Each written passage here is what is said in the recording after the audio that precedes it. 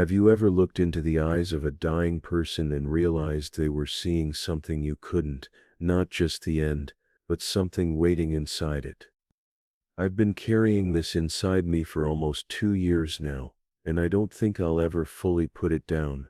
I've told no one, not my partner, not my therapist, not even the hospice director who hired me that week, because who would believe that a man, moments from death, called me by my full name and whispered things he should have had no way of knowing.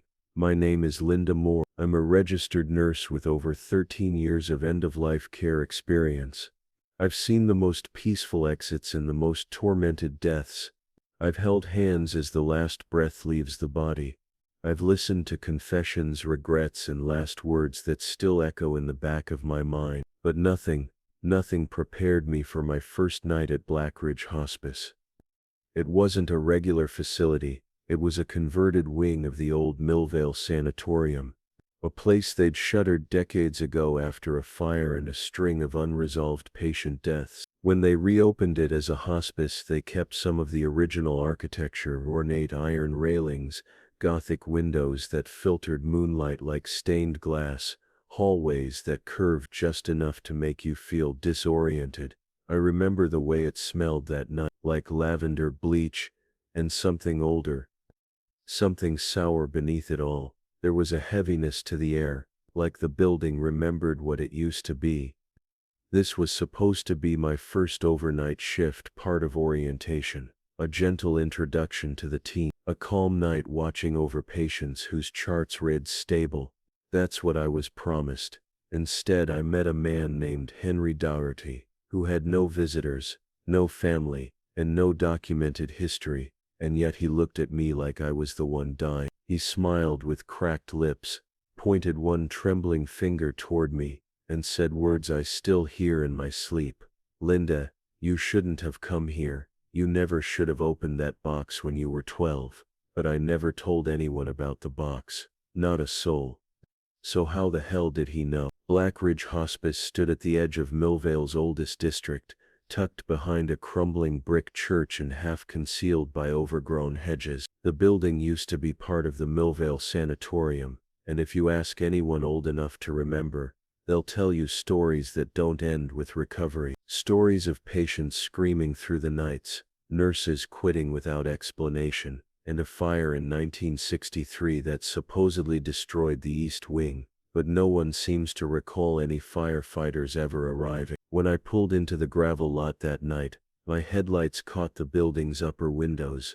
Some of them were lit from within, flickering like candlelight, even though the administrator assured me the whole wing was electric and on motion sensors only. The porch sagged at the corner, ivy choked the archway, and the paint had peeled down the sides in strips like old skin. Inside, the halls were narrower than they had any right to be, claustrophobic. The wallpaper, a faded floral pattern, looked almost bruised in places. The kind of place where sound didn't carry right. You could hear your own footsteps but not the nurse walking 10 feet behind you, that kind of silence.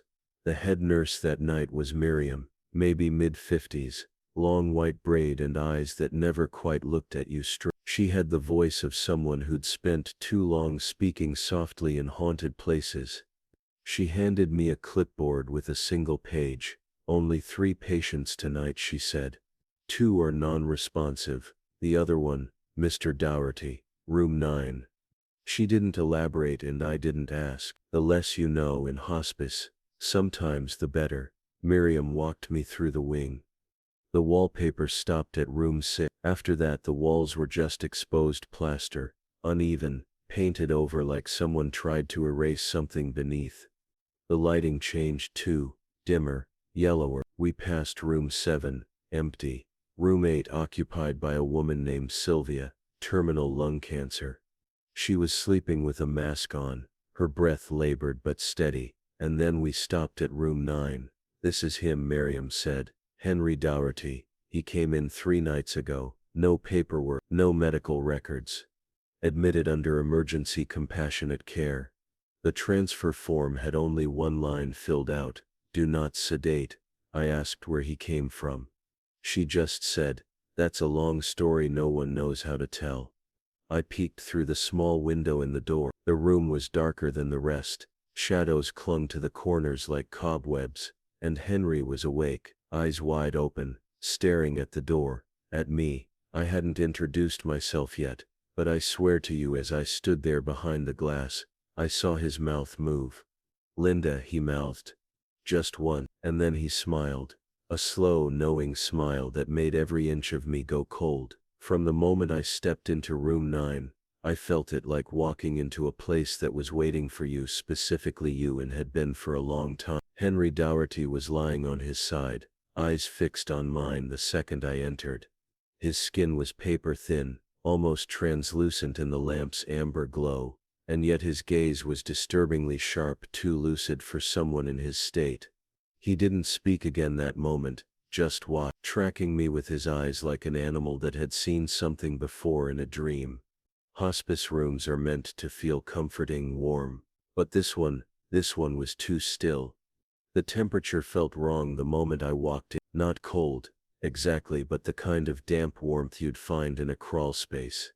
The air had weight to it. I checked the thermostat, 72. Standard. I placed my palm near the vent.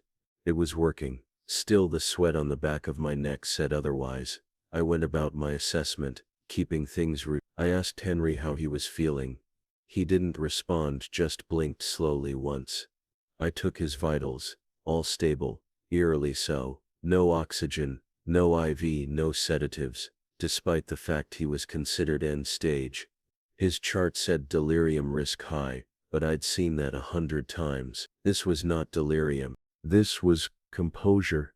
I left the room quietly, not wanting to agitate him.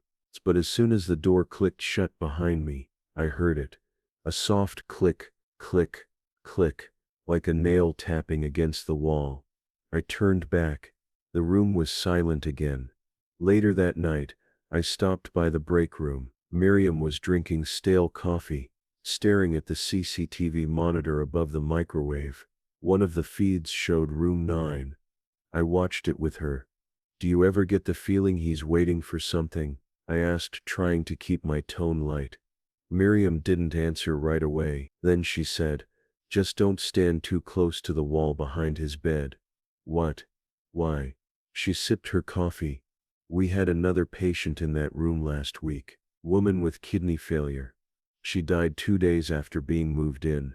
Had a panic attack in the night, tore out her lines, said someone was behind the wall, whispering. I waited for her to say she was kidding. She didn't.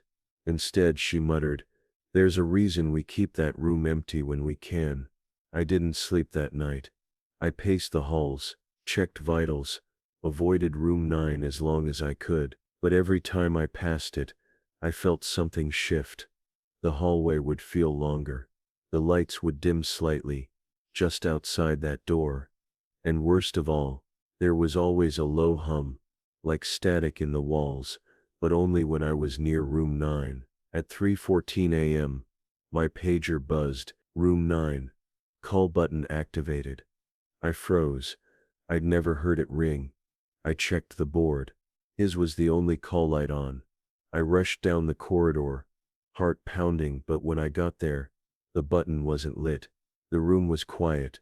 Too quiet. Henry was asleep or pretending to be, and then right as I turned to leave, his voice, dry and cracking, cut through the air behind me. "You used to keep secrets in boxes, didn't you?" I turned around so fast I nearly slipped. But he wasn't looking at me anymore. His eyes were shut, and yet the grin, that smile on his lips, it was as if he'd just won something. Something he'd been waiting for a very long time. By sunrise I wasn't just shaken. I was obsessed. I couldn't stop hearing his voice in my head. "You used to keep secrets in boxes, didn't you?" It wasn't just a creepy comment. It was specific, too specific. I had done that. When I was a child, I kept a little cedar box under my bed. I used to write down every lie I told, everything I stole or hid. I called it my sin box. I never told anyone about it. Not even my mother. So how the hell did Henry Dougherty know? I waited until Miriam left for a break, then slipped into the small records room off the nurse's station. The files were mostly digital, but older cases still had paper documentation. I searched for Henry's intake paperwork, nothing under Doherty. I tried Doherty. Nothing. No transfer documents, no ID, no next of kin. He didn't exist. But his name was in the system. A single page, a placeholder profile labeled Compassionate Admit. No details. Hold room until transfer. It was dated 3 days prior, but the timestamp was wrong. It said 03. Exactly. That time meant nothing to anyone else. But for me, it burned like a brand. That was the exact time my sister had died in her sleep. 4 years ago in our family home. I was the one who found her. I felt the blood drain from my face. I tried to log into the restricted physician notes. My credentials were denied. The file was locked with admin-only clearance. Something wasn't right. That night, after my shift, I stopped by the administrator's office, under the pretense of returning my badge for a new scan. I made small talk, asked about the building's history. The director, a soft-spoken man named Daniel, smiled politely. Old sanatorium wing. We don't use it much. Room 9's the only one we still keep open in that section. I asked why. He paused, then said, tradition. I suppose. I went home, but I couldn't sleep. I kept thinking about Henry's face. That expression of recognition. At 2 a.m. I pulled out my laptop and searched for his name online. Nothing recent. Nothing anywhere. But when I started digging into Millvale's records, old newspaper clippings, archived obituaries, I found a headline that made my skin crawl. Millvale man dies in asylum fire. Henry Doherty, 56, among 12 victims. Date March 17, 1963. The fire. The East Wing. Room. The article was brief. Henry had been a patient, reportedly institutionalized after confessing to multiple deaths during a psychotic episode. The report described him as highly intelligent, dangerously manipulative, and obsessed with religious artifacts and confession. One quote stuck with me, from the attending physician at the time. He claims he can smell guilt on people, says he sees what they hide. We keep him sedated. But this Henry, the man lying in that bed, wasn't sedated. He wasn't supposed to be alive, and yet I had taken his vitals with my own hands. He looked into my eyes, he said my name, and he knew my childhood secret. The next night I arrived early for my shift, too early. I didn't want to be alone with my thoughts any longer. The director, Daniel, was still in his office. I knocked, pretending to follow up on the badge scan. He seemed surprised to see me. Everything all right, Linda? He asked, voice calm but watchful. Just want to be proactive, I said, smiling too wide. Had some strange tech issues last night. Room 9's monitor was glitching. His smile froze. Barely. Room 9. Yes, that one's always temperamental. I sat there watching him type something into his terminal, and I noticed something on his desk under a stack of folders. Was a file with an old hospital seal. The same seal I saw in that archived obituary. My stomach turned. Later, when the unit calmed down, I made an excuse to walk past his office again. It was dark, door ajar and empty. I took a chance and slipped inside. The file was still there, thicker than I expected. Yellowed pages, brittle with age. I opened it to the first page. Blackridge Sanatorium. Psychological Observation Records. H. Doherty. It wasn't just a fire victim report. It was a surveillance file. Henry had been watched, documented obsessively. His behavior was erratic but consistent. He'd predicted deaths before they happened. Patients, nurse. Once he allegedly wrote a detailed account of a nurse's childhood trauma before she ever spoke a word to him. But what chilled me most was a handwritten notepaper clipped to the front of the file. It read, "Patient believes suffering is a scent. He responds to guilt, claims confession weakens the veil." And beneath that, in a different hand, maybe from the administrator himself, "He can only speak what you try to forget." I closed the file quickly. My hands were shaking. I shouldn't have been reading it, but the worst was still coming. On the last page, taped beneath an old staff photo, was a list, names and dates, all nurses. 6 names. 5 of them had transferred or resigned written next to them. The 6th had a red stamp over it, deceased unexplained. I stared at the name, and my blood ran cold. Kelsey Moore. My sister. The sister who had died in her sleep. The sister who was never supposed to be in any of my job's records. Except, she had worked in palliative care before I did. Briefly. She had mentioned doing a few agency shifts years ago, before we lost contact for a while. She never said where. Could she have worked here? Briefly. Did Henry know her? Did something happen to her here? I staggered out of the office, and nearly collided with Miriam. "You're not supposed to be in there," she said. Her voice wasn't angry, but it was tight, controlled. "You're not the first to dig, Linda. Just be careful what you're looking for." That was when I realized. Miriam knew. She knew. And maybe she'd known all along. After that night, I couldn't unsee the cracks. They were everywhere once I started looking. Hairline fractures in the corners of room 9. Seams in the paint that spidered across the ceiling like veins.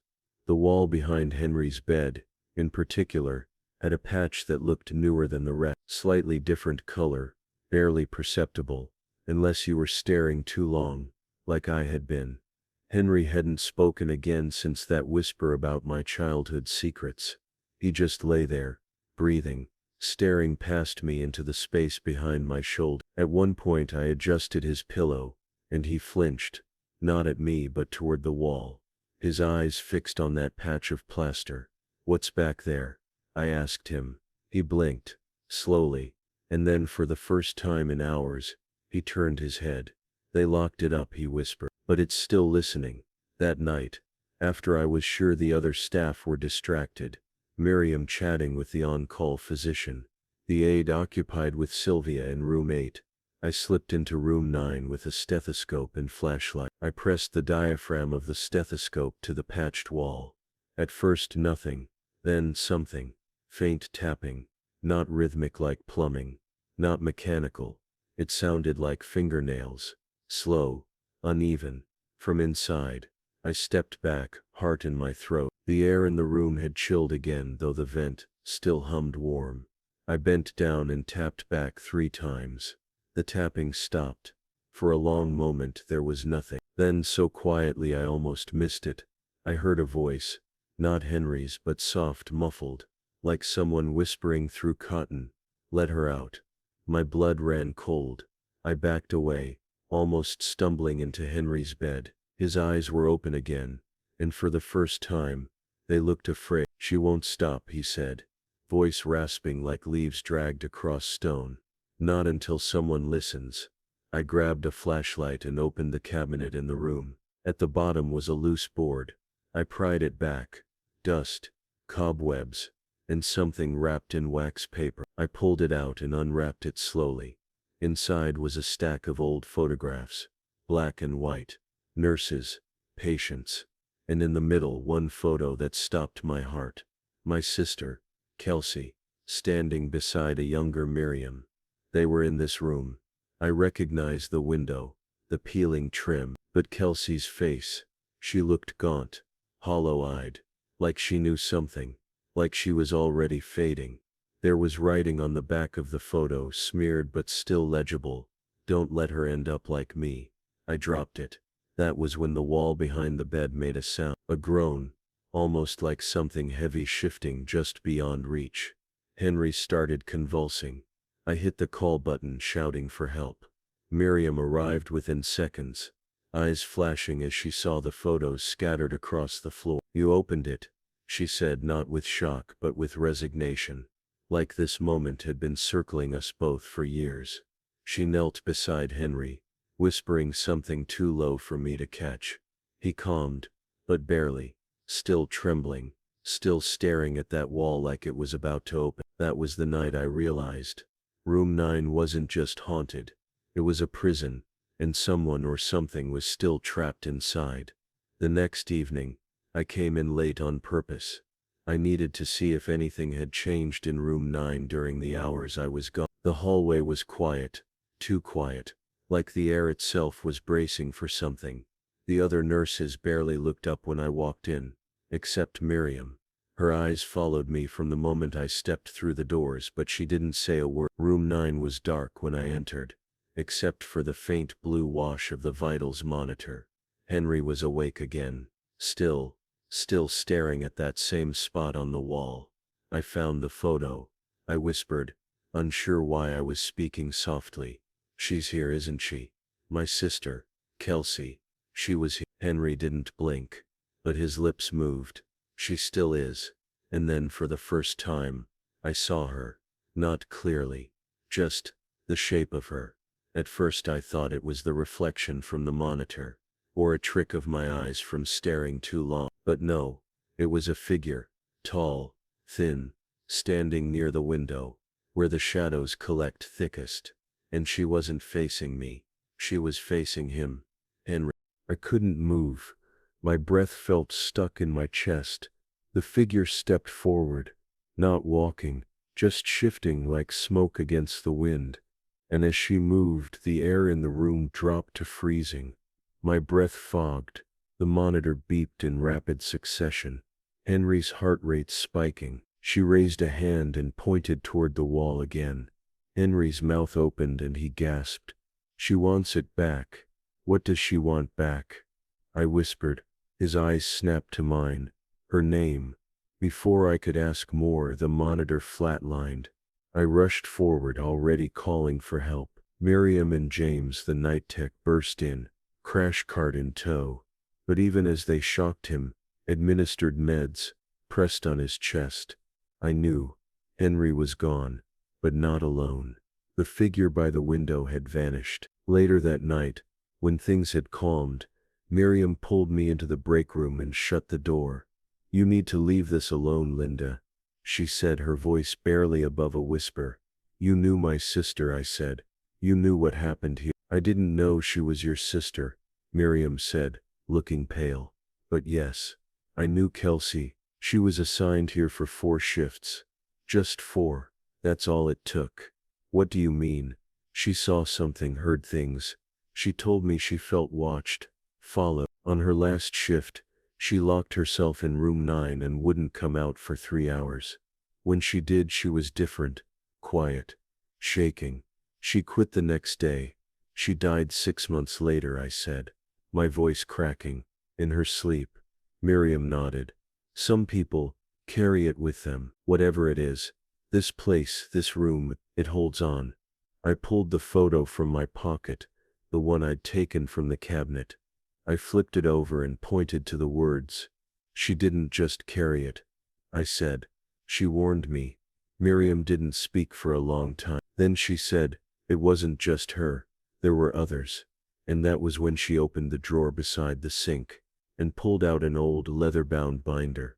On the cover, faded in gold, were the words confession logs. Not all hauntings are about the dead, she said, placing it on the table. Some are about the truth, and some truths won't stay buried. The binder felt heavier than it should have, not in weight, but in presence. I opened it slowly, the old leather creaking like it hadn't been touched in years. The pages inside were yellowed, handwritten in neat but urgent strokes. Each entry was dated and signed by nurses, patients, even a few who didn't list names, just initials. The earliest entry was from the last one was dated just 8 days ago. They weren't medical logs. They were confessions. Each page detailed something buried, secrets, regrets, sins. I let him die because I couldn't stand to hear him scream anymore. I took the morphine home. I said it was an inventory mistake. It wasn't. I faked her pain scale because she made me feel useless. Line after line, sin after sin. But the most disturbing part, some of the entries weren't written by staff. They were written by patients. About things they should have never known. Linda Moore was a liar before she was a nurse. She buried it in a box. That one stopped me cold. It was dated March 17. No year. No signature. I ran my finger beneath the line. My breath hitched. This wasn't just some sick game. Someone or something was collecting guilt, holding on to it, maybe feeding on it. I looked at Miriam, who hadn't moved, Hadn't blinked. Why keep these? I asked. To contain it, she said. We didn't start the binder. It was already here when I began. But Henry insisted we keep it up. He said writing the truth kept the voices quiet. He said it calmed the walls. Why didn't anyone destroy it? She looked at me dark-eyed and hollow. We tried. Burned one once. That same night. The patient in room 9 coded. We pulled them back, but when they woke up they were different, speaking in voices. Words they didn't know. Then they died. Brain aneurysm. Unexplained. I flipped forward to the last page. A fresh entry. The ink still smudged at the bottom. I saw her again last night. The girl in the corner. The one who doesn't blink. She knows about Kelsey. She keeps whispering. One more.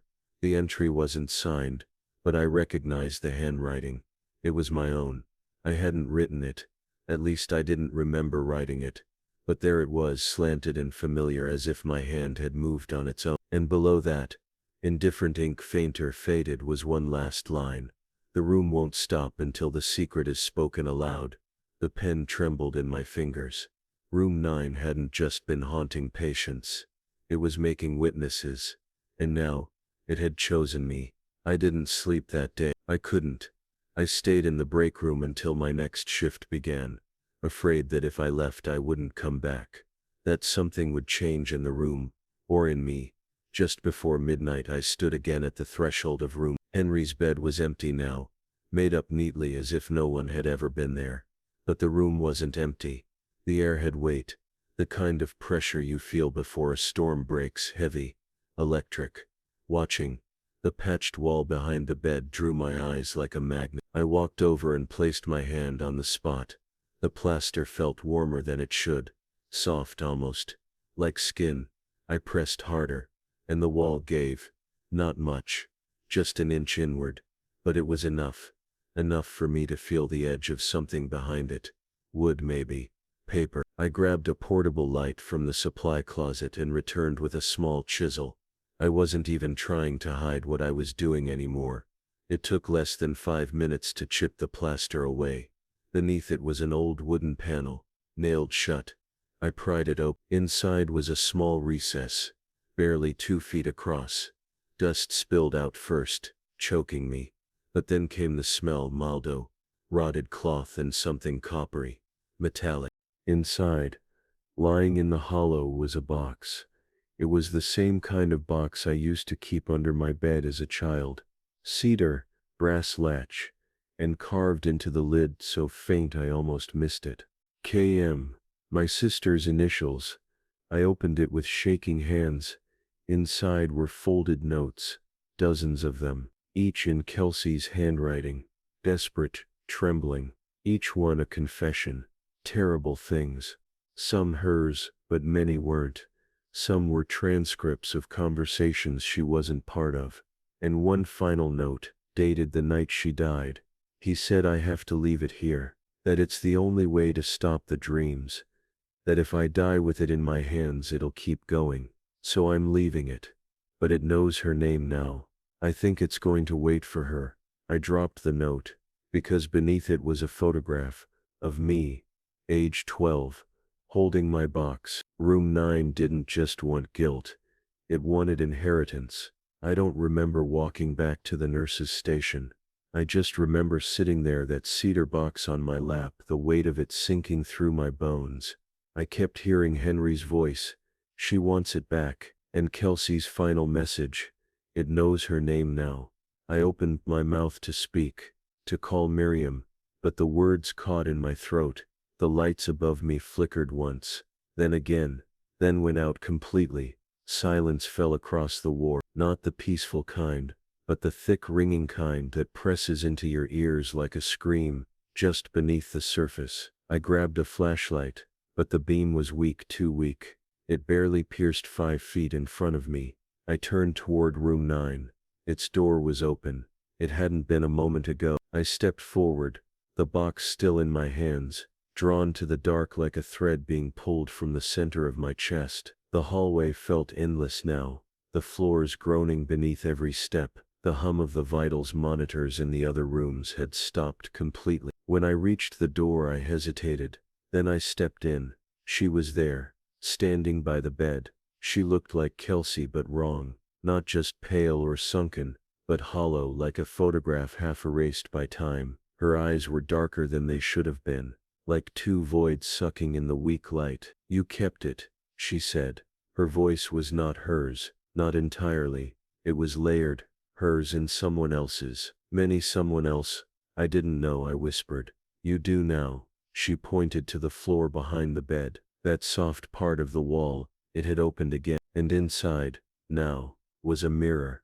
Not glass. Something older. Something polished and black. It showed me, but it wasn't my face. It was every lie I'd told, every hidden thing, every small moment of cruelty or cowardice. It knew me. "You brought it with you," she said. I looked down at the box. "I don't want it," I said. She stepped closer. "Then confess, out loud." And I knew then, this wasn't just about witnessing, this was about unburdening. But only one of us could walk out once it was spoken, and I didn't know who that would be. I stood in the doorway of room 9, the box in my hands, the figure of my sister, of something wearing her shape, waiting in the shadows. The mirror pulsed with a low rhythmic hum, like it had a heartbeat, like it was alive. My voice shook. "I lied about Kelsey," I whispered. "I told people we were close. We weren't. Not anymore." The mirror shimmered. I ignored her when she said she was scared. I thought she was being dramatic. I didn't return her last message. The figure tilted its head. "I used to open her box, the real one. When we were kids, I read all her secrets, and I used them." Something shifted in the room. A pressure released. The air moved, like exhaling. I took her shame and made it mine, but only in silence, never out loud, never like this. The figure stepped back, slowly, gracefully. "You never meant to keep the pain," she said. "You just didn't want to carry it alone." Tears slid down my face, but I didn't wipe them. The mirror grew dull. The hum faded. The light flickered, then returned. The room was empty. No shadow, no figure, no whisper in the air. The wall behind the bed was sealed again, smooth and unbroken, like it had never been touched. I looked down. The box was gone. I returned to the nurse's station in silence. Miriam was there, sipping cold coffee, staring at nothing. "You heard it," she said. Not a question. I nodded. She didn't ask what I confessed. She didn't need to. "They don't come for the dying," she said softly. "They come for those who carry death inside them." I left Blackridge the next morning. I never worked another hospice shift again, never took another night job. I changed numbers, but some nights, around 3:17, I wake up and find the air in my room colder than it should be. Sometimes I dream of that mirror, and when I do, it shows me, but not the me I am now. It shows the girl with the box under her bed, the one who still hasn't said everything.